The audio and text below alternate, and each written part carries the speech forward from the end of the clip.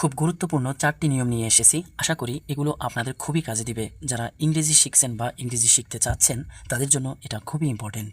So দেখুন, right, রং, এখানে কিন্তু WR এই দুইটা একসাথে আছে, অর্থাৎ WR এই দুইটা যদি একসাথে থাকে তাহলে W উচ্চারিত হয় না।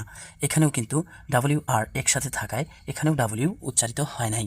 এরপরে দেখুন, ল্যাম্প, কম, এখানে M আর B এই দুইটা একসাথে থাকার জন্য এখানে কিন্তু বিটা উচ্চারণ হয় নাই। আবার এখানেও দেখুন, M আর B এই দুইটা একসাথে থাকায় এখানেও বিটা উচ্চারণ হয় নাই। আবার 3 নম্বরে যে নিয়মটা রয়েছে এটা দেখুন, এটা একটু ব্যতিক্রম। যেমন লাইট, নাইট, এখানে কিন্তু GH উচ্চারিত হয় নাই। আবার এখানেও কিন্তু GH উচ্চারিত হয় নাই, অর্থাৎ কিছু কিছু ক্ষেত্রে GH উচ্চারিত হয় না, এটা খেয়ালে রাখবেন। এরপরে 4 নম্বরে যে নিয়মটা রয়েছে এটা দেখুন, ফোন, ফটো, এখানে কিন্তু PH দুইটা মিলে F এর মতো উচ্চারণ হয়েছে। আবার এখানেও কিন্তু PH এই দুইটা মিলে F এর মতো উচ্চারণ হয়েছে। আশা করি এই ভিডিওটা আপনাদের খুবই কাজে দিবে।